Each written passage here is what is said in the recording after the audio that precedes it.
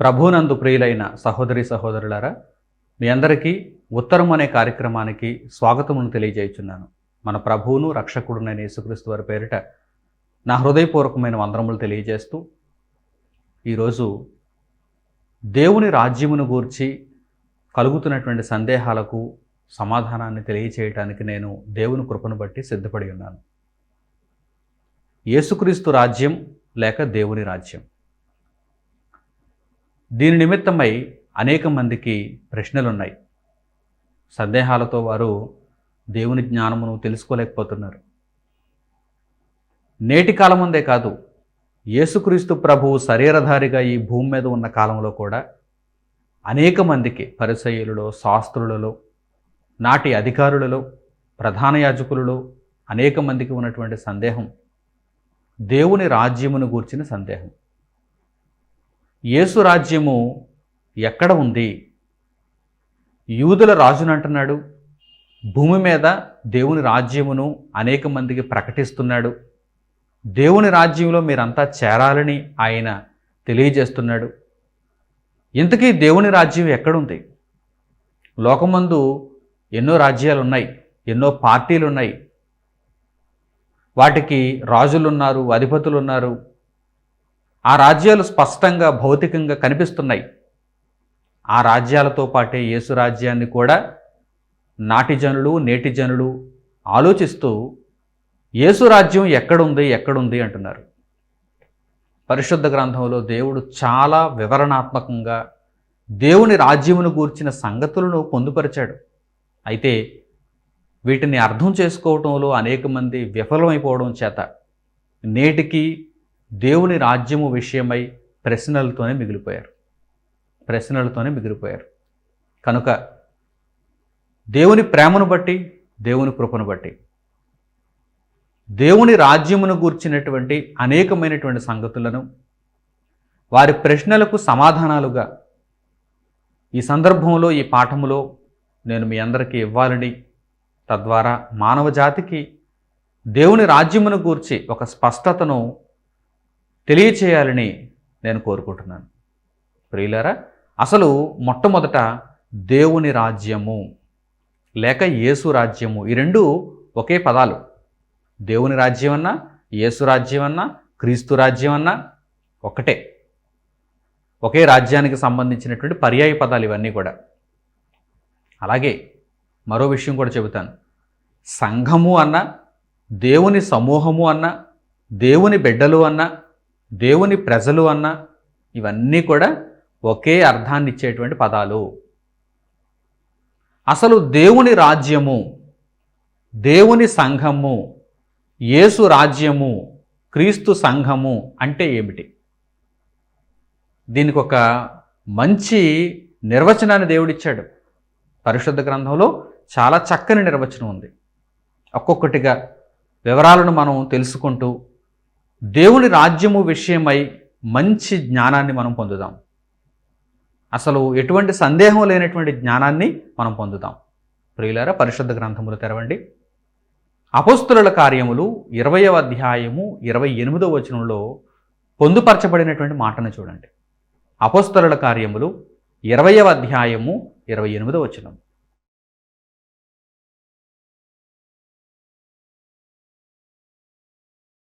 దేవుడు తన స్వరక్తమిచ్చి సంపాదించిన తన సంఘమును కాయుటకు పరిశుద్ధాత్మ మిమ్మును దేనియందు అధ్యక్షులనుగా ఉంచెనో ఆ యావత్తు మందను గూర్చియు మీ మట్టుకు మిమ్మును గూర్చియు జాగ్రత్తగా ఉండుడి. ఇక్కడ వ్రాయబడినటువంటి మాటలలో దేవుడు తన స్వరక్తమిచ్చి సంపాదించిన తన సంఘము అని పొందుపరచబడింది. అంటే దేవుని రాజ్యము లేక యేసు రాజ్యము, దేవుని సంఘము, ఈ సమూహము అసలు ఎలా ప్రారంభమైంది? దేవుడు తన స్వరక్తమిచ్చి సంపాదించుకున్నాడు. దేవుడు తన స్వరక్తమిచ్చి సంపాదించుకున్నాడు. దేవుడు అనగా యేసుక్రీస్తు ప్రభు, యేసుక్రీస్తు ప్రభు, లార్డ్. ఆయన తన స్వరక్తమిచ్చి తండ్రి అయిన దేవుడు యేసుక్రీస్తు ప్రభువును లోకంలోని పంపించాడు. దేవుడు తన స్వరక్తమిచ్చి సంపాదించిన తన సంఘము. అంటే దేవుని రాజ్యం అసలు ఎలా ఉద్భవించింది, యేసు రాజ్యం అసలు ఎలా ప్రారంభమైంది, ఈ విషయాన్ని మనం పరిశుద్ధ గ్రంథంలో ఆరాధిస్తే దేవుడు తన స్వరక్తమిచ్చి సంపాదించుకున్నాడు. ఒక్కొక్కరు అందులో చేరుతున్నారు. ఈరోజు విశ్వవ్యాప్తమైంది. ప్రపంచ నలుమూలలకు దేవుని రాజ్యం వెళ్ళింది. దేవుని రాజ్యంలో ఉన్నవారు ప్రపంచ నలుమూలలా ఉన్నారు అని అర్థం. దేవుని సంఘంలో ఉన్నవారు ప్రపంచ నలుమూలల నలుదిక్కుల ఉన్నారని అర్థం. ఈ సంఘం ఎలా ప్రారంభమైంది? ఈ సంఘంలో ఉండేవారు ఎవరు? దేవుడు తన స్వరక్తమిచ్చి సంపాదించుకున్నవారు. దేవుడు తన స్వరక్తమిచ్చి సంపాదించిన తన సంఘమును మీరు దానిని భద్రంగా కాయుటకు మిమ్మును అధ్యక్షులుగా, మిమ్మును కాపరులుగా, మిమ్మును సేవకులుగా దేవుడు నియమించాడు. ఆ యావత్తు మందను గూర్చియు మిమ్మును గూర్చియు జాగ్రత్తగా ఉండండి. ఇది దేవుని రాజ్యంలో ఉండే ప్రతి ఒక్కరికి దేవుడు చెబుతున్నటువంటి ఒక మంచి జాగ్రత్త, ఒక మంచి సూచన. ఈ సూచన మనం విన్నప్పుడు మనం జాగ్రత్త పడాలని, అలాగే అందులో ఉన్న మంద అంతటిని, మంద అనగానే అందులో ఉన్న ఆ క్రౌడ్, మంద అనగానే అర్థం ఏంటి? దేవుని సంఘము, సంఘంలో ఉన్నవారు, వారిని కూడా జాగ్రత్త పరచడానికి మనం దేవుని వాక్యమును ఆయుధముగా కలిగి యేసుక్రీస్తు మార్గంలో ముందుకు కొనసాగాలి. ఇప్పుడు మీకు అర్థమైందా? దేవుని రాజ్యము అనగానే దేవుడు తన స్వరక్తం ఇచ్చి సంపాదించుకున్నటువంటి సంఘము దేవుని రాజ్యం. ఎప్పటి నుండి ప్రారంభమైంది దేవుని రాజ్యము ఈ భూమి మీద? ఎప్పటి నుండి ప్రారంభమైంది? దేవుని వాక్యము శరీరధారిగా ఈ భూమి మీదకు యేసుక్రీస్తుగా వచ్చి తన స్వరక్తమిచ్చి, అంటే శిలువ మీద ఆయన మరణించి సమాధి చేయబడి తిరిగి లేచినప్పుడు సంఘం ప్రారంభమైంది. సంఘం ప్రారంభమైంది. పేతురు గారితో యేసుక్రీస్తు ప్రభువారు ఏమంటున్నారు?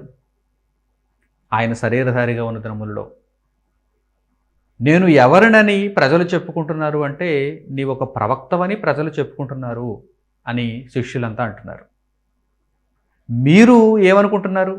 నన్ను గూర్చి మీరేమనుకుంటున్నారు అని శిష్యులను అడిగినప్పుడు, యేసుక్రీస్తు ప్రభు శిష్యులను అడిగినప్పుడు, శిష్యులలో అపొస్తలుడైనటువంటి పేతురు నీవు దేవుని కుమారుడు అయిన క్రీస్తువు అని చెప్పాడు. చక్కని సమాధానం ఇచ్చాడు. సీమోను బర్యోనా, నీవు ధన్యుడవు. పరలోకమందున్న నా తండ్రి నీకు బయలుపరిచితేనే గాని ఈ సంగతి నీకు ఎవ్వరూ చెప్పలేరు, నీ అంతటి నీవు చెప్పలేవు. తండ్రి అయిన దేవుడు ఈ సంగతిని నీకు అనుగ్రహించాడు. ఇది చాలా మంచి రహస్యం. ఇది తెలుసుకోవలసినటువంటి జ్ఞానం. యేసుక్రీస్తు ప్రభు ఒక ప్రవక్త అని ఆ రోజు అనేక మంది అక్కడతో సరిపెట్టుకున్నారు.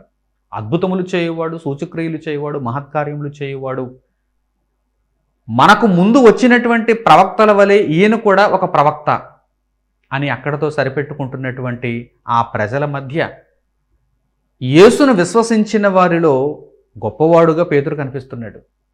పేతురు అలా నమ్మలేదు ప్రభువును, అలా విశ్వసించలేదు ప్రభువును. ఎలా విశ్వసించాడు? దేవుని కుమారుడు, ఈయనే మెస్సయ్య, ఈయనే దేవుని రాజ్యమునకు రాజుగా పంపబడినవాడు, ఈయనే క్రీస్తు, నీవు దేవుని కుమారుడు అయిన క్రీస్తువు, అభిషక్తుడవు. ఇది నిజం. ఈ నిజాన్ని ఒప్పుకున్నవాడు, ఈ నిజాన్ని నమ్మినవాడు, ఈ నిజాన్ని బహిరంగంగా చాటినవాడు పేతురు. కనుక పేతురుతో ప్రభు పలికిన మాట ఏంటంటే, నేను దేవుని రాజ్యమునకు రాజునని నీవు ఒప్పుకున్నావు, దానిని నీవు ఈరోజు ప్రత్యక్షపరిచావు. దేవుని రాజ్యంలో నీవు చేరాలి, నీతోనే దేవుని రాజ్యం ప్రారంభం అవ్వాలి అన్నారు యేసుక్రీస్తు ప్రభు. మరియు నువ్వు పేతురువు, ఈ బండ మీద నా సంఘమును కట్టుదును, పాతాళలోక ద్వారములు దాని ఎదుట నిలువనేరవు, పరలోక రాజ్యపు తాళపు చెవులు నీకు ఇచ్చేదను, మీరు భూమి మీద వేటిని బంధింతురో అవి పరలోకమందు బంధింపబడును, మీరు భూమి మీద వేటిని విప్పుదురో అవి పరలోకమందు విప్పబడును. ఇది దేవుని రాజ్యానికి ప్రారంభం. దేవుని రాజ్యము, యేసు రాజ్యము, దేవుని సంఘము, యావత్తు మంద, దీనిని గూర్చినటువంటి ప్రారంభాన్ని ఇదిగో ఆ సందర్భంలో యేసుక్రీస్తు ప్రభువారు పేతురుతో తెలియజేశారు. పేతురు గారు పెంతుకొస్తున్న పండుగ దినమున దేవుని వాక్యాన్ని ఇశ్రాయేలీలకు, యూదులకు ప్రకటించారు. ఆ రోజు ఇంచుమించు 3,000 మంది దేవుని రాజ్యంలో చేర్చబడ్డారు. అలాగే వారితో ఆగిపోలేదు. అక్కడ నుండి ఆ ప్రక్రియ కొనసాగింపబడింది. అనుదినము ప్రభువు రక్షణ నొందుచున్న వారిని సంఘములో చేర్చుచుండెను, రాజ్యములో చేర్చుచుండెను.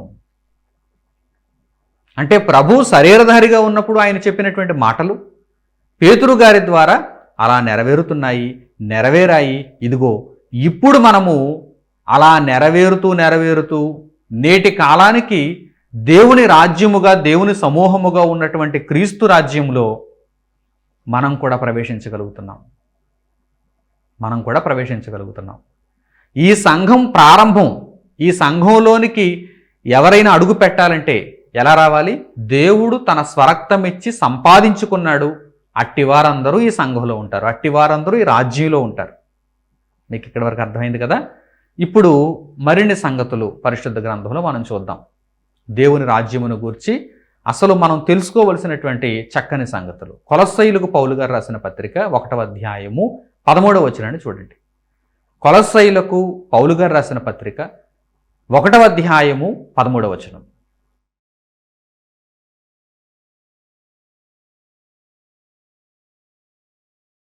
ఆయన మనలను అంధకార సంబంధమైన అధికారములో నుండి విడుదల చేసి తాను ప్రేమించిన తన కుమారుని యొక్క రాజ్య నివాసులనుగా చేసెను. ఇక్కడ ఆయన అనగా పరలోకమందున్న తండ్రి. ఆయన పరలోకమందున్న దేవుడు మనలను అంధకార సంబంధమైనటువంటి రాజ్యంలో నుండి, అంధకార సంబంధమైనటువంటి జీవితంలో నుండి, అంధకార సంబంధమైనటువంటి లోకంలో నుండి మనలను వేరు చేసి, ఆ బంధకముల నుండి మనలను విడిపించి తాను ప్రేమించిన తన కుమారుని యొక్క రాజ్య నివాసులుగా చేశాను. అంటే పౌలు గారు కొలస్సీయులకు ఈ పత్రికను వ్రాస్తున్నప్పుడు దేవుని రాజ్యము అక్కడ కనిపిస్తుంది. ఎందుకంటే ఆయన మనలను తన కుమారుని యొక్క రాజ్య నివాసులుగా చేసెను, చేయబోవును అని కాదు, చేసెను, పాస్ట్ టెన్స్. ఎప్పుడు ప్రారంభమైంది? అపోస్తలుడైన పేతురు గారితో కదా. కనుక ఆ తరువాత వ్రాయబడినటువంటి పత్రిక ఇది. కొలస్సీయులకు పౌలు గారు రాసిన పత్రిక. ఆ తరువాత పెంతుకొస్తున్న పండుగ దినమున సంఘం ప్రారంభింపబడింది, దేవుని రాజ్యం ప్రారంభింపబడింది. దేవుని రాజ్యం భూమి మీద కనిపిస్తోంది. ఆ రాజ్యంలో అనేక మంది చేర్చబడుతున్నారు. దేవుడు ఒప్పుకున్నవారు, దేవుడు అంగీకరించిన వారు ఆ సంఘంలో చేరుతున్నారు. ప్రభువైన యేసు నామములో చేరుతున్నారు. ప్రియులారా, పౌలు గారు ఇక్కడ కొలస్సీయులతో ఈ పత్రికను పంచుకుంటూ ఏమంటున్నారు? పరలోకమందున్న తండ్రి మనలను అంధకార సంబంధమైనటువంటి రాజ్యము నుండి విడిపించి తన కుమారుని యొక్క రాజ్యంలో చేర్చాడు. తన కుమారుని యొక్క రాజ్యంలో, తాను ప్రేమించిన తన కుమారుని యొక్క రాజ్య నివాసులుగా మనలను చేశాడు. ఇది దేవుని రాజ్యాన్ని గుర్చినటువంటి ఒక చక్కని సంగతి. ఈ విషయాలన్నీ కూడా ముందు మనకు అర్థం కావాలి. యేసు రాజ్యం ఎక్కడుంది, దేవుని రాజ్యాన్ని ఇప్పుడు నేను ఎక్కడ కనుగొనగలను అనే ప్రశ్న మనలో ఉన్నప్పుడు, ఎవరైనా మనల్ని అడిగినప్పుడు, లేక మనలోనే ఆ ప్రశ్న ఉన్నప్పుడు ముందు ఈ విషయాలన్నీ మనం తెలుసుకోవాలి. ఇవన్నీ కూడా పునాదికి సంబంధించిన సంగతులు, ప్రారంభపు సంగతులు, తెలియవలసిన ప్రాథమిక సంగతులు. అలాగే దేవుని రాజ్యమును గూర్చి వ్రాయబడినటువంటి మరో చక్కని మాటను మనం చూద్దాం. ప్రకటన గ్రంథము 5వ అధ్యాయము 9వ వచనం నుంచి చూడండి. ప్రకటన గ్రంథము 5వ అధ్యాయము 9వ వచనం నుండి.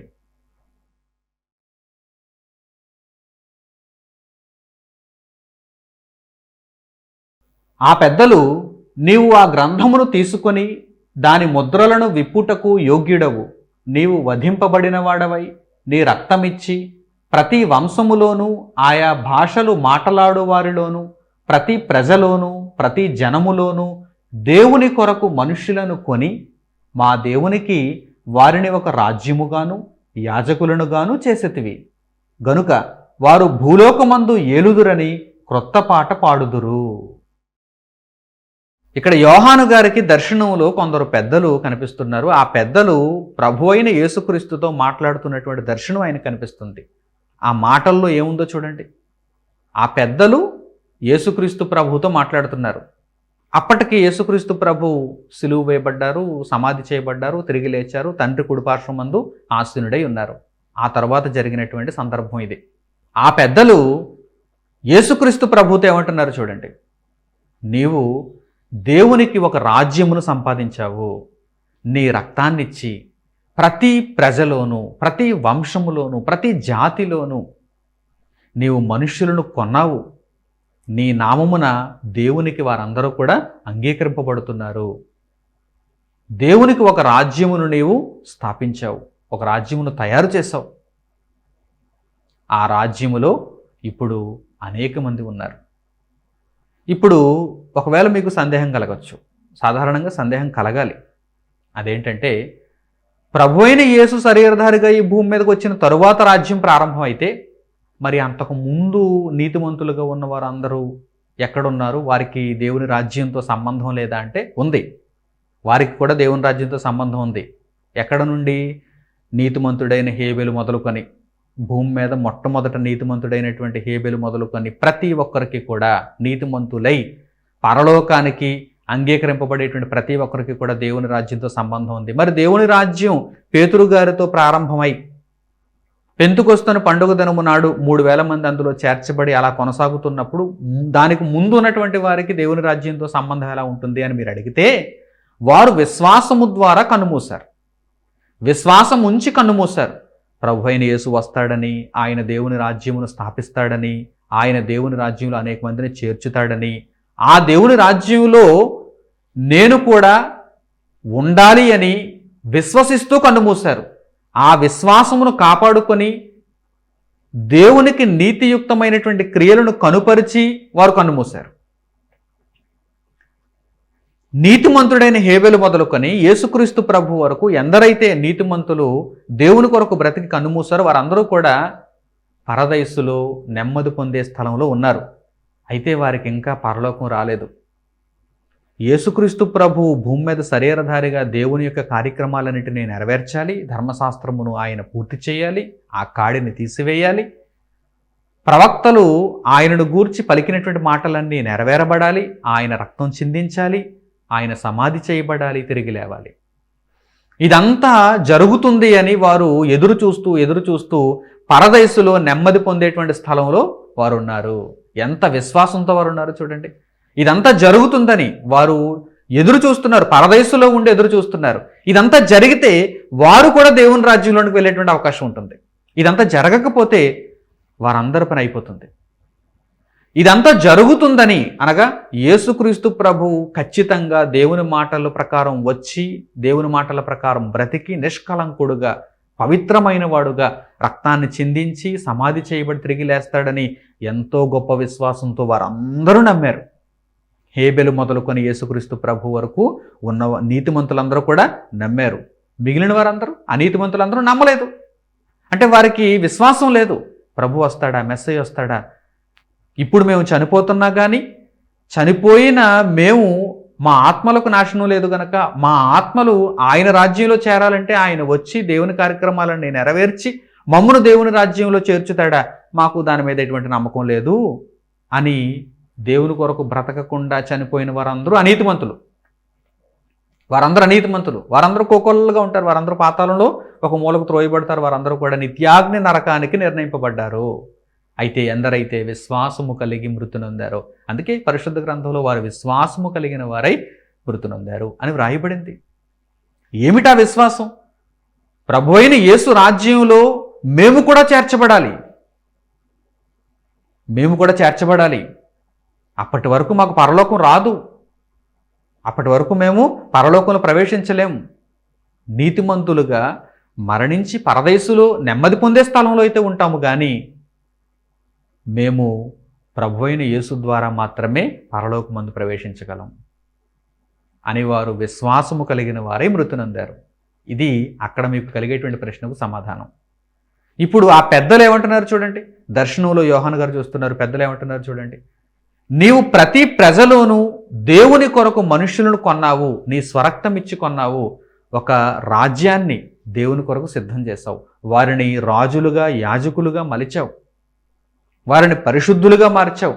దేవుని రాజ్యంలో, యేసుక్రీస్తు ప్రభు యొక్క రాజ్యంలో ఉన్నవారందరూ ఎవరన్నమాట? దేవుని కొరకు బ్రతికేవారు, నీతిమంతులు, పరిశుద్ధులు, రాజులు, యాజకులు.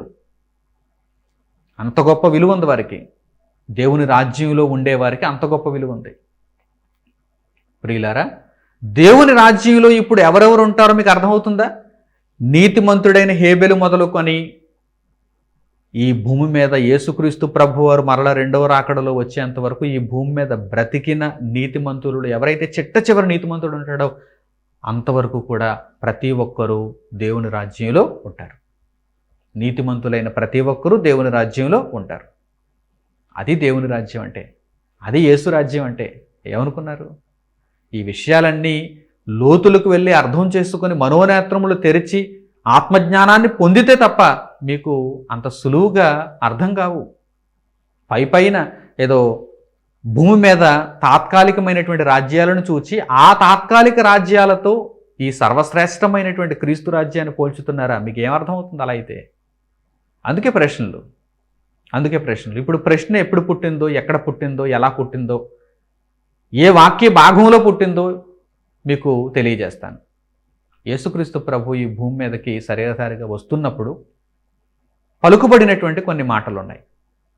ఆ మాటలలో వారికి ప్రశ్నలు పుట్టాయి. ఆ మాటలనే చూద్దాం. ఆ ప్రశ్నలను మనం నివృత్తి చేద్దాం. ఆ ప్రశ్నలకు సమాధానాలను తెలుసుకుందాం. లూకాసు వార్త 1వ అధ్యాయము 28వ వచనం నుంచి చూడండి. లూకాసు వార్త 1వ అధ్యాయము 28వ వచనం నుంచి.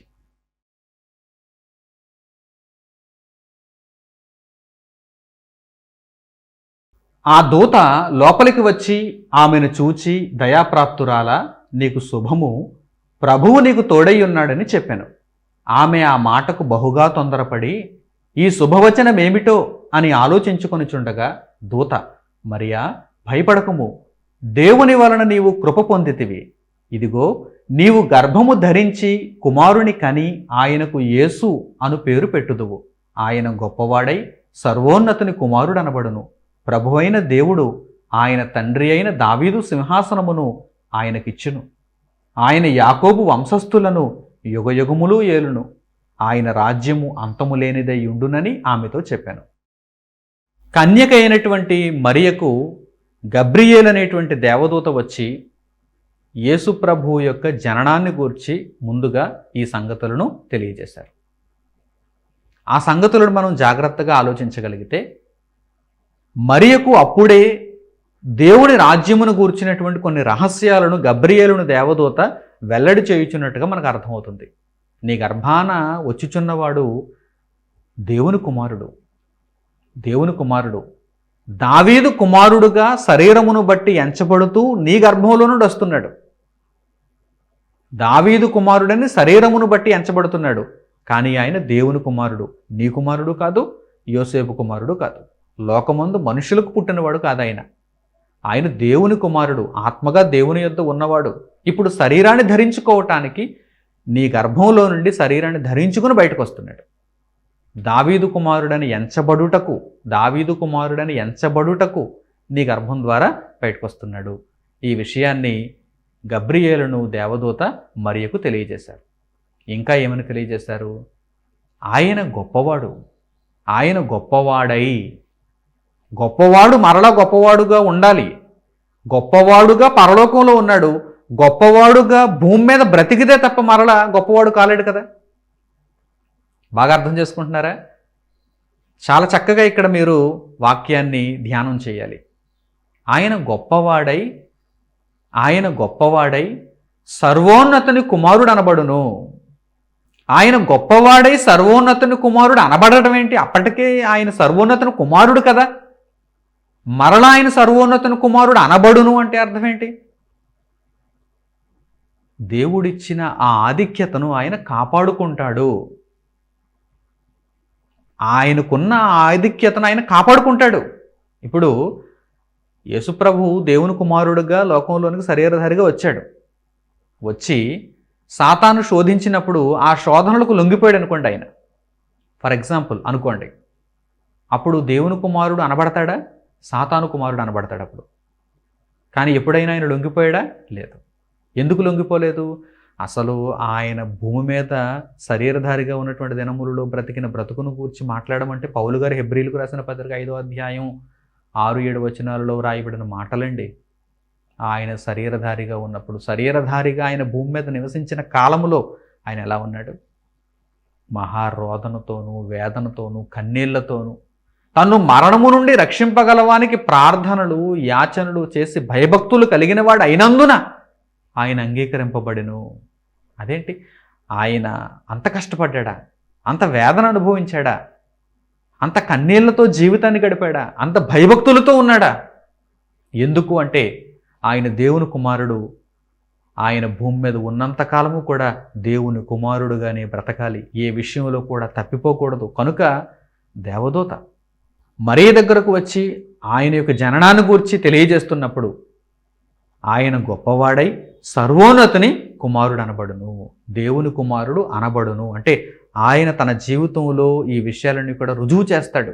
అంత గొప్పగా ఆయన జీవిస్తాడు, అంత భయభక్తులతో ఆయన తన జీవితాన్ని గడుపుతాడు అని తెలియజేశారు. అలాగే రాజ్యాన్ని గూర్చి కూడా ఆయన ప్రస్తావించారు. ఆ దేవదూత రాజ్యమును గూర్చి కూడా, దేవుని రాజ్యమును గూర్చి కూడా ప్రస్తావించారు.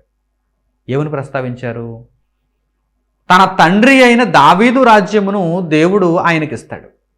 దావీదుకు దేవుడు మాట ఇచ్చాడు. ఏంటంటే, నీ సింహాసనం నిరంతరం ఉంటుంది.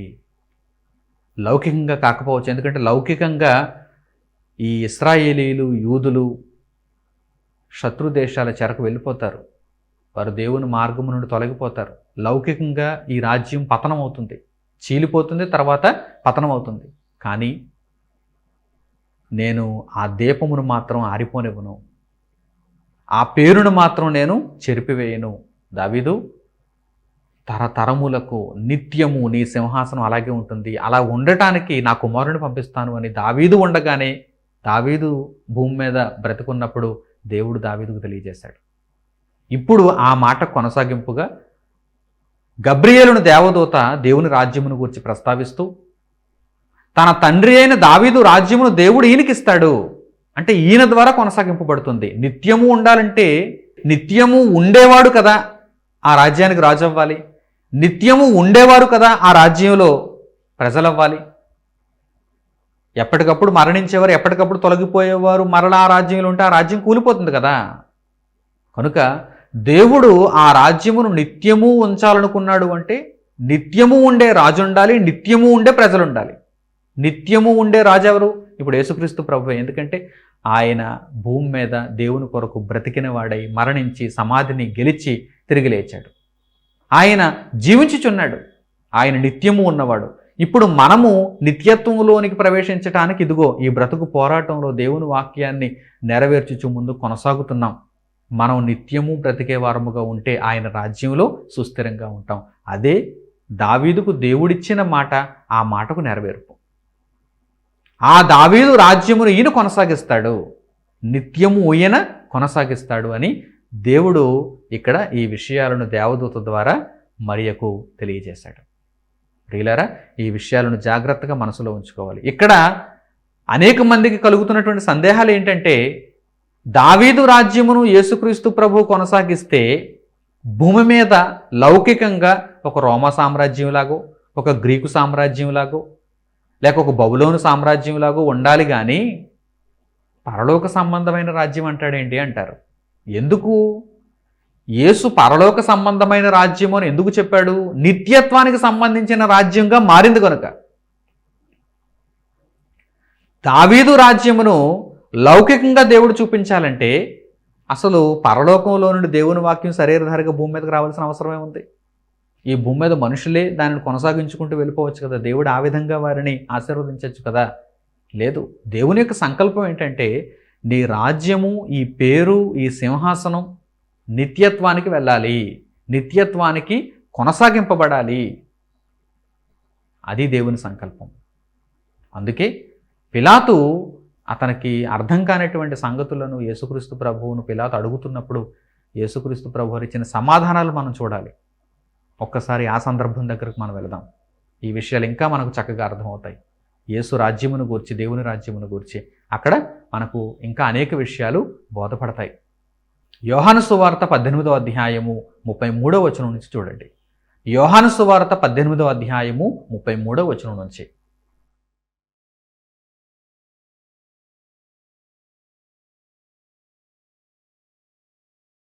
పిలాతు తిరిగి అధికార మందిరములో ప్రవేశించి యేసును పిలిపించి, యూదుల రాజువు నీవేనా అని ఆయనను అడుగగా, యేసు, నీ అంతట నీవే ఈ మాట అనుచున్నావా, లేక ఇతరులు నీతో నన్ను గూర్చి ఇది చెప్పిరా అని అడిగాను. అందుకు పిలాతు, నేను యూదుడనా ఏమి? నీ స్వజనమును ప్రధాన యాజకులను నిన్ను నాకు అప్పగించిరి కదా, నీవేమి చేసితివని అడుగగా, యేసు, నా రాజ్యము ఈ లోక సంబంధమైనది కాదు. నా రాజ్యము ఈ లోక సంబంధమైనదైతే నేను యూదులకు అప్పగింపబడకుండునట్లు నా సేవకులు పోరాడుదురు గాని నా రాజ్యము ఇహ సంబంధమైనది కాదనెను.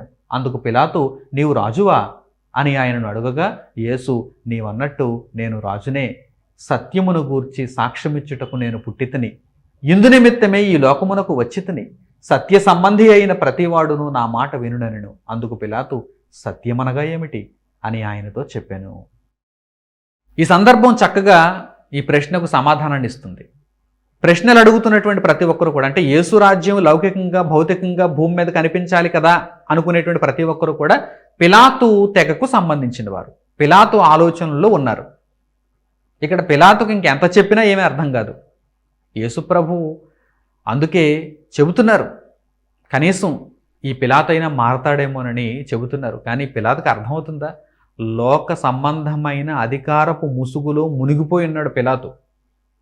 ఏమర్థమవుతుంది? ఈరోజు ఒక మంత్రికి కానీ, మన చుట్టూ ఉన్నటువంటి ప్రస్తుతం ఉన్నటువంటి మంత్రులకు కానీ, లేక ఇంకా పెద్ద పెద్ద అధికారులకు కానీ, రాజులకు కానీ, ప్రధానులకు కానీ, అధ్యక్షులకు కానీ దేవుని మాటలు చెప్పండి, దేవుని రాజ్యమును గురించి చెప్పండి, వారికి ఎంత హేళనగా ఉంటుందంటే, ఎందుకంటే అధికారపు ముసుగు, అధికారపు మత్తు. నిజానికి వారేమీ పైనుంచి ఊడిపడిన వారు అయితే కాదు. మీకు తెలుసా విషయం, అందరికీ తెలుసా విషయం. ఈరోజు ఒక అధ్యక్ష పదవిలో ఉన్నాడండి, ఈరోజు ఒక రాజు పదవిలో ఉన్నాడండి, ఈరోజు ఒక మంత్రి అండి, వీరు పైనుండి ఊడిపడ్డారండి, ప్రత్యేకంగాను మానవజాతికి సంబంధించిన వారు కాదండి అంటారా? అందరూ మనుషుల్లో వారు కూడా ఒకరే. అయితే వారి యొక్క తెలివిని ఉపయోగించి, కుయుక్తును ఉపయోగించి అప్పుడప్పుడు అనేకమైనటువంటి అక్రమ మార్గాల ద్వారా కూడా అధికారాలను పొందుతూ ఉండవచ్చు. ఒకసారి అధికార పీఠం ఎక్కిన తర్వాత ఇక వారు ఎవరి మాట వినరు. ముందుగా దేవుని మాట అసలే వినరు. దేవుని మాట అసలే వినరు. ఎందుకంటే దేవుడు ఏమని చెబుతాడు? న్యాయంగా ఉండమని చెబుతాడు, నీతి మార్గంలో నడుచుకోమని చెబుతాడు, అక్రమం జోలికి వెళ్ళొద్దని చెబుతాడు. అలా ఉంటే అసలు వారు ఈరోజు ప్రస్తుతం ఆ పదవుల్లో ఉండగలరంటారా? ఈరోజు రాజకీయం చేయగలరంటారా? ఈరోజు రాజకీయం అంతా దేనితో నిండిపోయింది? అబద్ధాలు, కుట్రలు, అక్రమాలు, హత్యలు, వీటన్నిటితో నిండిపోయింది. ఇది అందరూ ఒప్పుకున్నా ఒప్పుకోకపోయినా అందరికీ తెలిసినటువంటి నిజం. పైకి చెప్పరేమో కానీ, పైకి ఒప్పుకోరేమో కానీ అందరికీ తెలిసినటువంటి నిజం, అందరికీ తెలిసినటువంటి నిజం. నటించకుండా న్యాయాన్ని మాట్లాడమంటే కనుక ప్రతి ఒక్కరూ ఇలాగే మాట్లాడతారు. నటించి మాట్లాడమంటే మాత్రం పొగుడుతారు, ముఖస్తుతి చేస్తారు. ఆనాడు పిలాతు కూడా అధికారపు మత్తులో, అధికారపు ముసుగులో యేసుక్రీస్తు ప్రభు బంధించి ఉండటాన్ని బట్టి హేళనగా మాట్లాడుతున్నాడు. నీవు రాజువా అంటున్నాడు. నీవు రాజువా? నీవు యూదుల రాజువా? నీ అంతటా నీవే అడుగుతున్నావా? నీ అంతటా నీవే పరిశోధించి అడుగుతున్నావా, లేక ఇతరులు నీతో చెబితే అడుగుతున్నావా అని యేసుక్రీస్తు ప్రభు కపటం లేకుండా న్యాయంగా అడిగారు. అప్పుడు నేను యూదుడనేంటి? నేను యూదుడనా ఏమి? ప్రధాన యాజకులు, యూదులు నిన్ను నాకు అప్పగించారు. నీలో నాకు ఏ దోషం కనిపించడం లేదు, నిన్ను శిక్షించడానికి ఏ దోషం కనిపించడం లేదు. వారు మోపుతున్నటువంటి నేరం ఏంటంటే నీవు యూదుల రాజువు అని నీవు చెప్పుకుంటున్నట్టుగా వారు నేరం మోపుతున్నారు. నీవు యూదుల రాజువా అని యేసుక్రీస్తు ప్రభువును పిలాతు అడిగాడు.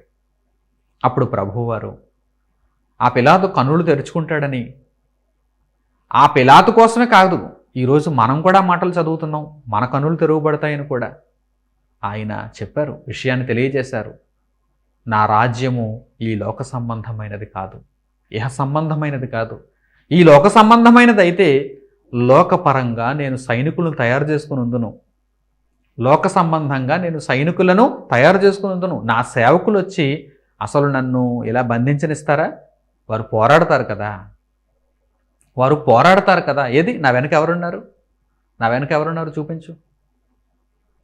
దేవుని రాజ్యానికి ప్రారంభంలో మొట్టమొదట అడుగుపెట్టేటువంటి పేతురును గూర్చి కూడా ఈరోజు ఆలోచించడానికి పేతురు అక్కడ కనిపించడం లేదు. యేసు ఎవరో నాకు తెలియదు అని, యేసును ఎరుగును అని అతడు ఆ పరిస్థితులకు లొంగిపోయి వెనక్కి వెళ్ళిపోయాడు. ఆ తర్వాత సంతాపపడి ఏడ్చాడు. యేసు వెనక ఇప్పుడు ఎవరున్నారు? యేసును అక్కడ ఆ బంధకములలో నుండి విడిపించటానికి, పోరాడటానికి ఎవరున్నారు? ఎవరూ లేరు. రాజొక్కడే మిగిలాడు అక్కడ. మరి ఏరి నీ సేవకులు? నా రాజ్యము ఈ లోక సంబంధమైనది కాదు గనక నా సేవకులు ఇక్కడ కనిపించడం లేదు. లోక సంబంధమైనటువంటి కత్తులు, బల్లెములు, యుద్ధ సామాగ్రి నేను వారికి ఇవ్వలేదు. దేవుని మాటలనిచ్చాను, సత్యమునిచ్చాను. నేను సత్యమందు లోకములో దేవుని రాజ్యమును స్థాపించడానికి వచ్చాను. సత్యమే వారి ఆధారం, వాక్యమే వారి ఆధారం. వారి యుద్ధ సామాగ్రి అంతా వాక్యమే, వారి జీవనం అంతా వాక్యమే, వారి బ్రతుకులలో ప్రతి విషయంలో కూడా వాక్యమే. అప్పుడు పిలాతు అర్థంగా అడుగుతున్నాడు, సత్యమా? సత్యం అంటే ఏమిటి అంటున్నాడు అమాయకుళ్ళ. ఎందుకంటే ఆ పిలాతుకు తెలిసిందే అంతా కత్తి, బల్లెం, ఒక సైనికుడు, కుట్ర, కుతంత్రం, ఇవే తెలుసు. ఒక అధికారిగా రాచరికంలో ఉండాలంటే, రాజకీయం చేయాలంటే ఇవి ఉండాలి కానీ, అనగా కుట్ర, కుతంత్రం ఉండాలి కానీ, దుర్మార్గత, అవినీతి ఉండాలి కానీ, ఈ సత్యమేంటి అంటున్నాడు. ఈ సత్యంతో పనేంటి రాజుకి అంటున్నాడు. ఇంక వాడికి ఏమర్థమవుతుంది? ఆ పిలాతుకి ఏమర్థమవుతుంది? ప్రియులారా, యేసుక్రీస్తు ప్రభువు సత్యము ద్వారా, సత్యమును బట్టి, సత్యమును ఒక పునాదిగా వేసి దేవుని రాజ్యమును ప్రారంభించారు. ఆ రాజ్యానికి ఆయన రాజు తన స్వరక్తం ఇచ్చి ఆయన ఆ రాజ్యంలోని ప్రతి ఒక్కరిని కొన్నారు. ఈరోజు నేను దేవుని రాజ్యంలో ఆయన రక్తము చేత కొనబడ్డాను. మీరందరూ ఆయన రక్తం చేత కొనబడ్డారా? ఆయన రాజ్యంలో ఉన్నారా? ఆయన రాజ్యంలో ఉండడం అంటే ఎంత గొప్ప విషయమో తెలుసా? దావీదు యొక్క రాజ్యమును నిరంతరము, నిత్యము ఉండేలా దేవుడు వాగ్దానం చేశాడు కనుక ఆ రాజ్యంలోనికి మనం ప్రవేశిస్తున్నాం. ఆత్మ సంబంధమైన రాజ్యంలోనికి మనం ప్రవేశిస్తున్నాం. దానియేలు ప్రవక్త ద్వారా దేవుడు ముందుగా తెలియజేసిన మాట నెరవేరింది. ఆ మాటను ఇప్పుడు మీరు చూడండి. దానియేలు గ్రంథము 2వ అధ్యాయము 44వ వచనం. దానియేలు గ్రంథము 2వ అధ్యాయము 44వ వచనం.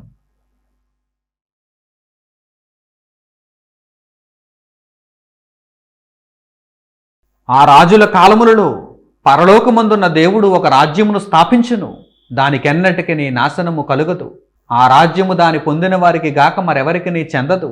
అది ముందు చెప్పిన రాజ్యములన్నిటినీ పగులగొట్టి నిర్మూలము చేయును గాని అది యుగముల వరకు నిలుచును. ఆ రాజుల కాలములో అంటే ఏ రాజులు?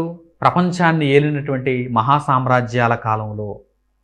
చిట్ట చివరి మహాసామ్రాజ్యం ఏంటి? ప్రపంచం అంతటిని ఏలిన చిట్ట చివరి మహాసామ్రాజ్యం ఏంటి? రోమా సామ్రాజ్యం. ఆ రాజుల కాలములలో దేవుడు పరలోకమందున తండ్రి ఒక రాజ్యాన్ని స్థాపిస్తాడు. ఆ రాజ్యానికి తన కుమారుడే రాజు.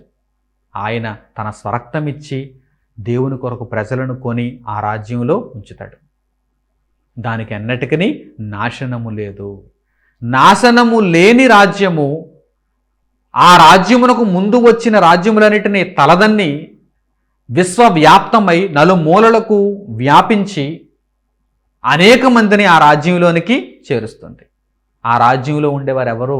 ఆ రాజ్యంలో ఉండే ప్రతి ఒక్కరూ ఎవరు అంటే, ఎవరైతే ఆ రాజ్యమును పొందుతారో వారు. దానిని పొందిన వారికి తప్ప ఆ రాజ్యం మరెవరికని చెందదు. అంటే ఆ రాజ్యము ఎవరైతే దేవుని చేత కొనబడ్డారో వారికి సంబంధించినది. బాగా అర్థం చేసుకుంటున్నారా? అంటే దేవుని రాజ్యంలోనికి ఏదో అక్రమంగా ప్రవేశించేద్దామంటే కుదరదు. ఒక భూభాగంలోనికి అక్రమంగా ప్రవేశించేసి ఏదో ఆధార్ కార్డు లేకపోతే ఎక్కడో ఒక పాస్పోర్ట్ సంపాదించేసుకుంటే ఆ దేశపు పౌరసత్వం వచ్చేయచ్చు. ఒకవేళ లోక సంబంధంగా అయితే ఏదో ఒక దేశ పౌరసత్వం వచ్చేస్తుంది ఎలాగోలా. కానీ దేవుని రాజ్యంలో అలా రాదు. ఎలా వస్తుంది? దేవుని రక్తము చేత కొనబడితే వస్తుంది. అందుకే ఆ రాజ్యము ఎవరికి చెందినది, ఎవరికి సంబంధించినది, ఎవరుంటారు ఆ రాజ్యంలో? ఆ రాజ్యమును ఎవరైతే పొందుతారో, ఆ రాజ్యం ఎవరినైతే కోరుకుంటుందో, ఆ దేవుని రక్తము చేత ఎవరైతే కొనబడతారో వారు ఆ రాజ్యంలో ఉంటారు. వారు ఆ రాజ్యంలో ఉంటారు. కనుక దేవుని రాజ్యమును గూర్చినటువంటి చక్కని సంగతులు ఇవన్నీ.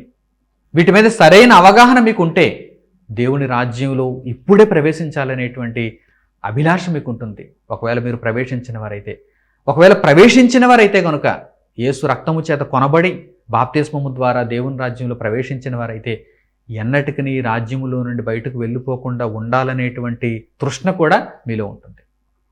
అటువంటి ఆలోచనతో మనం బ్రతకాలి. ఎందుకంటే దేవుని రాజ్యం అంత గొప్పది, నిత్యము నిలిచేది. మనం నిత్యం బ్రతకటానికే ఆ రాజ్యంలో చేర్చబడ్డాము. ఇప్పుడు యేసు రాజ్యం ఎక్కడా? అసలైన ప్రశ్న. ఎక్కడుంది ఇప్పుడు? భూమి మీద ఉందా? పరలోకంలో ఉందా? పరదేశంలో ఉందా? ఎక్కడుంది? దేవుని రాజ్యం ఎక్కడుంది? దేవుని రాజ్యం ముల్లోకాలలో విస్తరించి ఉంది ప్రస్తుతానికి.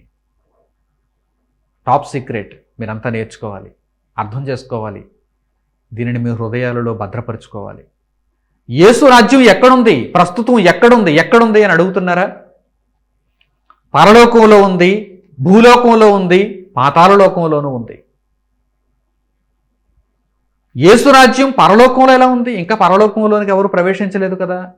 యేసు రాజ్యం పరలోకంలో ఎలా ఉంది? అక్కడ రాజున్నాడు, దేవుని కుడిపార్శ్వమున రాజున్నాడు, సర్వాధికారమును కలిగిన రాజున్నాడు. కనుక రాజు లేకపోతే రాజ్యం ఏంటి? రాజు లేకుండా రాజ్యం ఏంటి? లేదు కదా.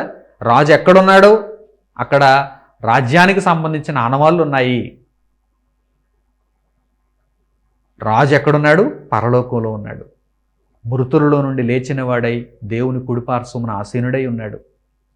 రెండవ రాకడలో ఆయన రాజ్యమంతటిని పరలోకానికి తీసుకుని వెళ్ళటానికి సిద్ధపడుతున్నాడు. దేవుని రాజ్యం ఎక్కడుంది అంటే పరలోకంలో దేవుని రాజ్యానికి రాజున్నాడు. రైట్. భూలోకంలో ఎక్కడుంది? భూమి మీద దేవుని కొరకు బ్రతుకుతున్న వారే దేవుని రాజ్యం. అందులో నేనున్నాను, మీరందరూ ఉండాలని కోరుకుంటున్నాను. భూమి మీద దేవుని కొరకు బ్రతుకుతున్నవారు దేవుని రాజ్యంలో ఉన్నవారు. అంటే భూమి మీద దేవుని రాజ్యం ఎక్కడుంది? దేవుని పిల్లలు ఎక్కడైతే దేవుని కొరకు బ్రతుకుతున్నారో, వారు ఎక్కడైతే సంచరిస్తున్నారో, వారు ఎక్కడైతే దేవుని పనిని చేస్తున్నారో, వారు ఎక్కడైతే మనుగడ కలిగి ఉన్నారో అక్కడ దేవుని రాజ్యం ఉంది. భూమి మీద ఉంది, ఈ లోకంలో ఉంది. మొదటి లోకంలో పరలోకంలో రాజున్నాడు కనుక అక్కడ దేవుని రాజ్యం ఉంది. ఇక్కడ రెండవ లోకంలో, భూమి ఉన్న లోకంలో, భూమి మీద దేవుని కొరకు బ్రతుకుతున్నవారు దేవుని పని చేస్తున్నారు కనుక ఇక్కడ దేవుని రాజ్యం ఉంది. అలాగే పాతాళ లోకంలో, మూడవ లోకంలో, పరదైసు అనే నెమ్మది పొందే స్థలములో హేబెలు మొదలుకొని నీతిమంతులైనటువంటి ప్రతి ఒక్కరూ మరణించి సేదతీరుతున్నారు గనక, విశ్రాంతి పొందుతున్నారు గనక, నెమ్మది పొందు స్థలంలో ఉన్నారు గనక అక్కడ కూడా దేవుని రాజ్యంలో ఉన్నవారు ఉన్నారు గనక దేవుని రాజ్యం అక్కడ ఉంది. దేవుని రాజ్యం అక్కడ ఉంది. అయితే భూమి మీదను పాతాళ లోకములో పరదేశులోనూ దేవుని రాజ్యము తాత్కాలికంగా మాత్రమే ఉంటుంది. శాశ్వత చిరునామా పరలోకం. అందుకే పౌలు గారు మా శాశ్వతమైన పౌరస్థితి పరలోకమందున్నది అన్నారు. మా శాశ్వతమైన పౌరస్థితి పరలోకమందున్నది. తాత్కాలికంగా మనం ఎక్కడున్నాం? భూమి మీద ఉన్నాం, దేవుని రాజ్యంలో ఉన్నాం. తాత్కాలికంగా శరీరాన్ని విడిచిపెట్టిన నీతిమంతులు ఎక్కడున్నారు? పరదేశంలో ఉన్నారు, వారు దేవుని రాజ్యంలో ఉన్నారు. ఇప్పుడు దావీదు దేవుని రాజ్యంలో ఉన్నాడు. దావీదు రాజ్యమునకు కొనసాగింపబడినటువంటి నిత్యత్వపు రాజ్యంలోనికి వచ్చాడు. ఇప్పుడు బాగా అర్థం చేసుకుంటున్నారా? దావీదు భూమి మీద బ్రతుకున్నప్పుడు దేవుడు దావీదుకి ఇచ్చినటువంటి మాట ఏంటి? దావీదుకు చెప్పినటువంటి సంగతి ఏంటి? నీ రాజ్యం నిరంతరం ఉంటుంది అన్నాడు. ఆ నిరంతరం ఉండే రాజ్యంలో ఇప్పుడు దావీదు కూడా ఒక రాజుగా, యాజకుడుగా ఉన్నాడు. బాగా అర్థం చేసుకుంటున్నారా? ఆలోచిస్తున్నారా? నీతిమంతుడైన హేబెలు మొదలుకొని ఇదిగో నేటి వరకు మరణించిన నీతిమంతులందరూ దేవుని రాజ్యంలో ఉన్నవారు కదా. వారికి నాశనం లేదు, వారి ఆత్మలకు నాశనం లేదు. వారు నిత్యత్వపు ఫలం పొందటానికి పరదేశంలో సేదతీరుతున్నారు, నెమ్మది పొందుతున్నారు. వారందరూ కూడా దేవుని రాజ్యానికి సంబంధించిన వారే. దేవుని రాజ్యానికి సంబంధించిన వారు ఎక్కడుంటే అక్కడ దేవుని రాజ్యం ఉన్నట్టు. దేవుని రాజ్యానికి సంబంధించిన వారు ఎక్కడుంటే అక్కడ దేవుని రాజ్యం ఉన్నట్టు. ఒకవేళ మీకు ఈ మాటను జీర్ణించుకోవడానికి కొంత సమయం పట్టచ్చు, ఎందుకంటే మీకు అంత జ్ఞానం ఉందని నేను అనుకోవటం లేదు. ఈ విషయాలన్నీ మీకు బాగా అర్థమైతే తప్ప ఈ మాటలను మీరు ఒప్పుకోలేరు. అందుకే మీకు పరిశుద్ధ గ్రంథంలో ఆధారాలను చూపిస్తున్నాను. ఇప్పుడు మీకున్నటువంటి ఆ చిన్నపాటి సందేహాన్ని కూడా, అంటే దేవుని రాజ్యానికి సంబంధించిన వారు ఎక్కడ ఉంటే అక్కడ దేవుని రాజ్యం ఉండడం ఏంటంటే నాకు అర్థం కాలేదని మీరు అంటారా? అయితే దానికి కూడా ఒక చక్కని ఆధారాన్ని చూపిస్తాను. అది పటాపంచలైపోతుంది, ఆ అనుమానం కూడా నివృత్తి అయిపోతుంది. చక్కగా పరిశుద్ధ గ్రంథంలో మీరు చూడండి. లూకాసు వార్త 17వ అధ్యాయము 20వ వచనం నుంచి, లూకాసు వార్త 17వ అధ్యాయము 20వ వచనం నుంచి మనం చూడగలిగితే యేసుక్రీస్తు ప్రభువును పరిసయ్యులు అడుగుతున్నారు ఇదే ప్రశ్న. నీ రాజ్యం ఎక్కడుంది? దేవుని రాజ్యం ఎక్కడుంది? మేము చూడాలనుకుంటున్నాం. ఎలా ఉంటుంది? చూడాలనుకుంటున్నాం. చూడండి, ఇప్పుడు మీకు కూడా సందేహం ఉంటే ఆ మాటలను చూడండి. లూకాసు వార్త 17వ అధ్యాయము 20వ వచనం నుంచి పరిశుద్ధ గ్రంథంలో చూడండి.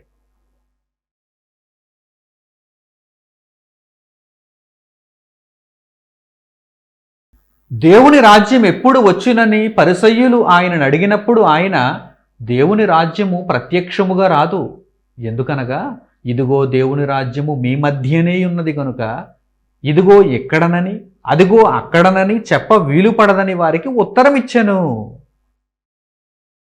పరిసయ్యులు పైపైన చూద్దాం అనుకుంటున్నారు దేవుని రాజ్యాన్ని, అంటే దేవుని రాజ్యం వచ్చేస్తే. ఇప్పుడు కూడా చాలామంది అమాయకులు దేవుని వాక్యాన్ని చదువుకుంటున్నా సరే ఇంకా దేవుని రాజ్యాన్ని గురించి సరైనటువంటి అవగాహన లేనటువంటి అమాయకులు ఈరోజు భూమి మీద ఎందరో ఉన్నారు. పరలోకపు ప్రార్థన అంటారు. ఏమంటారు? పరలోకపు ప్రార్థనలో ఒక బిట్ ఉంటుంది, ఒక పాయింట్ ఉంటుంది. ఏంటది? నీ రాజ్యం వచ్చుగాక. పాటలు కూడా పాడుకుంటూ ఉంటారు, కీర్తనలు. ఆయన రాజే, యేసు రాజే, యేసు క్రీస్తే, యేసు క్రీస్తని ఇంకా ఒప్పుకోవటం లేదా? ఇంకా యేసు క్రీస్తు కాబోతున్నాడు అనుకుంటున్నారా? 2000 సంవత్సరాలు గడిచిపోయింది. ఆయన రాజు, ఆయన రాజు, ఆయన రాజ్యం ప్రారంభమై, ఆ ప్రస్థానం ప్రారంభమై 2000 సంవత్సరాలు గడిచిపోయింది. పరిసయ్యులు అడుగుతున్నారు చూడండి, 2000 ఏళ్ల క్రితం పరిసయ్యులు అడుగుతున్నారు. అప్పుడే చెప్పారు ఆయన సమాధానం. దేవుని రాజ్యం ఎప్పుడు వచ్చునని పరిసయ్యులు అడిగినప్పుడు ప్రత్యక్షంగా దాన్ని చూస్తే ఇక విశ్వాసంతో సంబంధమే ఉందయ్యా. ప్రత్యక్షంగా దేవుని రాజ్యాన్ని చూస్తే ఇక విశ్వాసంతో సంబంధమే ఉంది. విశ్వాసం అనేటువంటి పదానికి అక్కడ వాల్యూ ఉంటుందా? అక్కడ దాని అవసరత ఉంటుందా? ఇప్పుడు దేవుని రాజ్యాన్ని దేవుడు వచ్చి స్థాపించాడు అనుకోండి, దేవుని రాజ్యాన్ని దేవుడు వచ్చి చూపిస్తున్నాడు అనుకోండి, ఎవరు వెళ్ళరండి ఆ దేవుని రాజ్యంలోనికి? భూమి మీద మనుషుల్లో ఎవరు వెళ్ళరండి? రాజు మొదలుకొని భూమి మీద లోక సంబంధమైనటువంటి రాజు, ప్రధాని, మంత్రి, ప్రతి ఒక్కడు, అక్కడి నుంచి మొదలుకొని భేదవాడి వరకు ప్రతి ఒక్కరు లైన్ కట్టేస్తారు. చిన్న వ్యాధి వస్తేనే ఆ వ్యాధికి మందు ఎక్కడ దొరుకుతుందని ఎక్కడ పడితే అక్కడ తిరిగేస్తూ, ఎక్కడ దొరికితే అక్కడ ఏ మందు పడితే ఆ మందు తినేసినటువంటి ఈ ప్రజలు దేవుని రాజ్యం ప్రత్యక్షంగా వస్తే అందులోనికి దూరిపోవడానికి ప్రయత్నం చేయరా? దేవుని రాజ్యం అలా ప్రత్యక్షంగా వస్తుందా? కొంచెం బుర్ర వాడాలి. బైబిల్ చదువుతున్న వారికి ఈరోజు బుర్ర లేదు. చాలామందికి బైబిల్ చదువుతున్న వారికి బుర్ర లేదు. ఎలాంటి వారికి? అందరికీ కాదు. ఎలాంటి వారికి బుర్ర లేదంటే, 1000 ఏండ్ల పరిపాలన జరగటానికి దేవుడు సిద్ధం చేస్తున్నాడు, రంగం సిద్ధం చేస్తున్నాడు. 1000 ఏండ్ల పరిపాలన ప్రత్యక్షంగా మాకు కనిపిస్తుంది. ఆ 1000 ఏండ్ల పరిపాలనలోనికి మేము వెళ్ళాలి. 1000 ఏండ్ల పరిపాలన అని చెప్పి దేవుడు బోర్డు పెట్టి యేసుక్రీస్తు ప్రభు ఒక రాజుగా అందులో ఉంటే ఎవరు వెళ్ళరు చెప్పండి? సాతాను వచ్చి ముద్ర వేసేస్తాడు, ఆ ముద్ర మనం వేయించుకోకూడదు. ముద్ర ఆల్రెడీ వేసేసాడు రా నాయన. మీ ఆలోచనలు పాడైపోయాయి, మీ క్రియలు పాడైపోయాయి అంటే ముద్ర పడిపోయిందిరా నాయన. మేలుకోండిరా నాయన. ఇంకెప్పుడు మేలుకుంటారు? ఇంకెప్పుడు మీరు కళ్ళు తెరుచుకుంటారు? ఇక ఈ తప్పుడు విధానాలతోనే, ఈ తప్పుడు ఆలోచనలతోనే, ఈ ముసుగులోనే ఉండిపోతారా? ఈ అపవాది ముసుగులోనే ఇంకా ఉండిపోతారా? తప్పుడు బుసుబుసుమనేటువంటి బోధకులు ఇప్పటి వరకు మీకు అలాంటి బోధలు చేసేసి మిమ్మల్ని అందరిని అలాగా నిద్రపుచ్చేశారు, జోలపాటు పాడి నిద్రపుచ్చేశారు. ఇప్పుడు ఇలాంటి స్వచ్ఛమైన పాల వంటి నిర్మలమైన వాక్యం మీకు చెప్పి మిమ్మల్ని తట్టి లేపితే తప్ప మీరు బ్రతికింపబడరు. మీరు ఒక్కసారి మేల్కోండి. అన్నీ జరిగిపోతున్నాయి. ప్రభువు రాకడ ఒక్కటే ఎదురు చూస్తోంది. నాటి నుండి దేవుడు అదే మాటలను మన కొరకు వ్రాయించి నిక్షిప్తపరిచాడు కదా. ఆలోచించండి. కాస్త బుర్ర పెట్టండి అంటున్నాను. అందుకే కాస్త బుర్ర పెట్టండి. ప్రభువారు ఏం తెలియజేశారు చూడండి. ఇక్కడ దేవుని రాజ్యము ప్రత్యక్షముగా రాదు అంటే ఏదో భూమి మీద రాజ్యాలను మీరు చూస్తున్నట్టు, రాజును మీరు చూస్తున్నట్టు, సైనికులు మీరు చూస్తున్నట్టు, ఎల్లలు మీరు చూస్తున్నట్టు, సరిహద్దులు మీరు చూస్తున్నట్టు భూమి మీద దేవుని రాజ్యం ప్రత్యక్షంగా రాదు. ఇదిగో అక్కడ, ఇదిగో ఇక్కడ అని చెప్పడానికి వీలు పడదు. ఎందుకంటే దేవుని రాజ్యంలో ఉన్నవారు ఎక్కడ ఉంటే అక్కడ దేవుని రాజ్యం ఉంది. ఇదిగో మీ మధ్య ఉంది అన్నాడు. మరలా ప్రభువైన యేసుక్రీస్తు పరిసయ్యులతో ఏమంటున్నారు ఆయన? మీ మధ్యనే ఉంది. రాజును మీ కళ్ళెదురుగా పెట్టుకుని దేవుని రాజ్యం ఎప్పుడు వచ్చును, దేవుని రాజ్యం ఎక్కడ వచ్చును అని అడుగుతున్నారా? గుడ్డోళ్ళారా? పరిసయ్యులు పెద్ద గుడ్డోళ్ళండి. ఈరోజు వారికి పిల్లలండి వీరందరూ. ఆ గుడ్డోళ్ళకి ఈ గుడ్డోళ్ళందరూ పిల్లలు. దేవుని రాజ్యం ఈరోజు మనుషుల మధ్య ఉంటే చూడలేకపోతున్నారు, కనుగొనలేకపోతున్నారు, అందులో ప్రవేశించలేకపోతున్నారు. మీ బ్రతుకులు మార్చుకుని దేవుని కొరకు బ్రతకమనే కదా దేవుడు చెబుతున్నాడు. దేవుని రాజ్యంలోనికి రావడం అంటే ఏంటి? దేవుని రక్తము చేత మీరు కొనబడి మీ బ్రతుకును శుద్ధీకరించుకొని పరిశుద్ధంగా మీరు మీ బ్రతుకును దేవుని మార్గంలో కొనసాగించుకోవడమే కదా దేవుని రాజ్యంలో ఉండడం అంటే. అంతకు మించి ఏదైనా ఉందా? కానీ ఈ విషయాన్ని గ్రహించక లోకమందున్న బ్రతుకే మాకు కావాలి అనుకుంటూ ఏదో వారంలో ఒకరోజు కొన్ని గంటల సేపు మేము అక్కడికి వచ్చి కూర్చోమంటే కూర్చుంటామండి, పాట పాడమంటే పాడతామండి, తోచింది ఇచ్చామంటే ఇచ్చేస్తామండి. కానీ దేవుని రాజ్యంలో ఉంటూ మా బ్రతుకునంతా దేవుని రాజ్యానికి అంకితం చేసుకోమంటే ఎక్కడండి బాబు అంటారా? అయితే మీకు పాతాళ మందలి నరకమే గతి. ఇక దానికి తిరుగులేదు. పాతాళ మందలి నరకంలోనికి మీరు వెళ్ళిపోవాలంతే. మీరు దేవుని కొరకు బ్రతకటానికి నిర్ణయించుకొని మీ బ్రతుకునంతా దేవుని రాజ్యంలో గడపటానికి మీరు అంగీకరిస్తేనే పరలోకానికి వెళ్ళటానికి మీరు అర్హులు. ప్రభువైన యేసు చెప్పిన మాటను వినండి, అర్థం చేసుకోండి. దేవుని రాజ్యం ప్రత్యక్షముగా రాదు, అది మీ మధ్యనే ఉన్నది. రాజు మీ కళ్ళ ముందు ఉన్నాడు అంటున్నాడు ఆ రోజు యేసుక్రీస్తు ప్రభు. రాజు మీ ఎదురుగా ఉన్నాడు, ఆ రాజ్యానికి రాజు.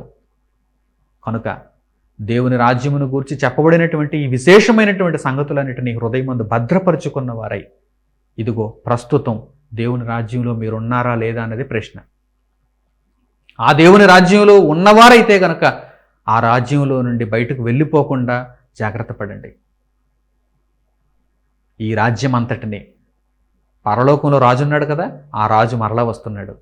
భూమి మీద విస్తరించి ఉన్నటువంటి ఈ రాజ్యాన్ని, పరదైసులో సేదతీరుతున్నటువంటి ఆ రాజ్యాన్ని కలిపి, అందుకే దెసలోనికయులు పౌలు గారు రాసిన మొదటి పత్రికలో ఈ విషయాలన్నీ కూడా తెలియజేస్తారు. ఆర్భాటముతోనూ, మహా శబ్దముతోనూ, ప్రధాన దూత శబ్దముతోనూ, బోరధ్వనితోనూ ప్రభువైన యేసు రెండవ రాకడలో తిరిగి వస్తారు. మొదట ఎవరు లేస్తారు? మొదట ఆ వరుసలో ఎవరు ఉంటారు? హేబెలు మొదలుకొని నీతిమంతులైన వారందరూ యేసుక్రీస్తు ప్రభువునందు మరణించిన ప్రతి ఒక్కరు కూడా మొదట లేస్తారు. ఆ తర్వాత భూమి మీద సజీవులై ఉన్నవారు వెళతారు. అంటే ముందు అక్కడ రాజ్యం మొదట చేర్చబడుతుంది, ఆ తర్వాత వెనక భూమి మీద ఉన్న రాజ్యం ఆ వరుసలో చేర్చబడుతుంది. ఇదంతా దేవుని రాజ్యముగా తండ్రి అయిన దేవునికి యేసుక్రీస్తు ప్రభు అప్పగిస్తాడు. ఆయన రాజు కదా, ఆ బాధ్యతను అక్కడతో ఆయన పూర్తి చేస్తాడు, దేవునికి అప్పగిస్తాడు. ఈ విషయాన్ని ప్రకటన గ్రంథంలో చెప్పారు.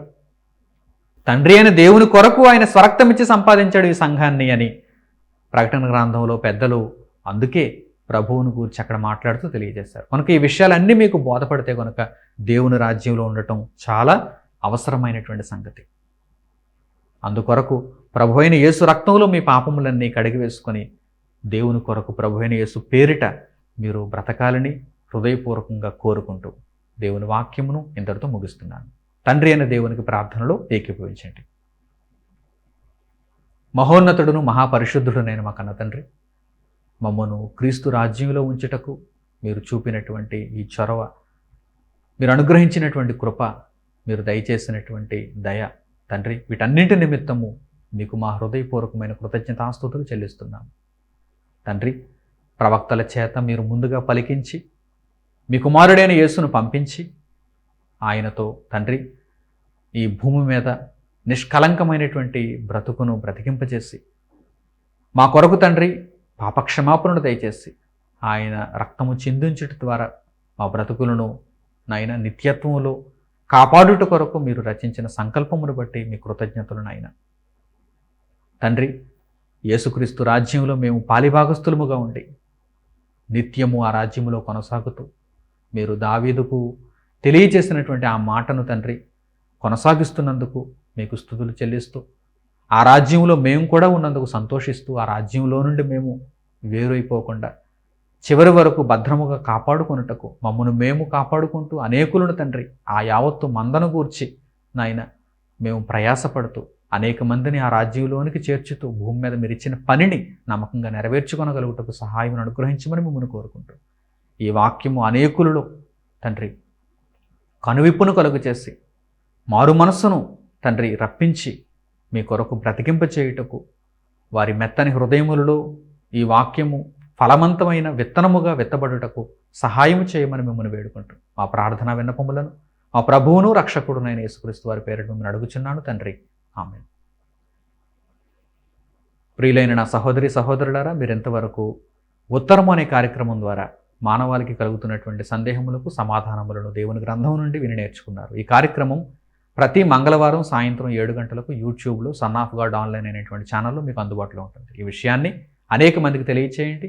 ప్రభువు వాక్యానికి అనేక మందిని చేరువ చేయండి. ప్రకటనలు ఇంతటితో సమాప్తం. మన తండ్రి అయిన దేవుని ప్రేమ, మన రక్షకుడైన యేసుక్రీస్తు వారి కృప, పరిశుద్ధాత్మని అన్యోన్య సహవాసము మనందరికీ సదాకాలము తోడే నడిపించునుగాక. ఆమేన్. అందరికి వందనములు. సెలవు.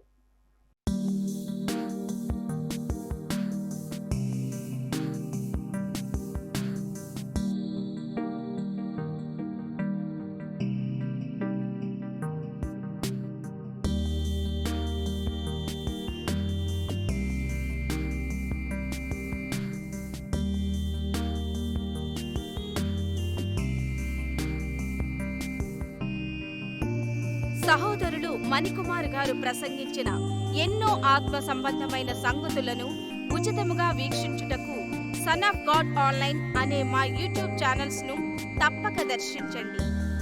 మా సమాచారమును ఎప్పటికప్పుడు తెలుసుకొని ఆత్మీయాభివృద్ధి నొందవలనంటే సన్ ఆఫ్ గాడ్ ఆన్లైన్ అనే మా యూట్యూబ్ ఛానల్స్ ను సబ్స్క్రైబ్ చేసుకోండి. సత్వర నోటిఫికేషన్ల కొరకు సబ్స్క్రైబ్ బటన్ ప్రక్కనే ఉన్న బెల్ సింబల్ ను క్లిక్ చేయండి. ధన్యవాదములు.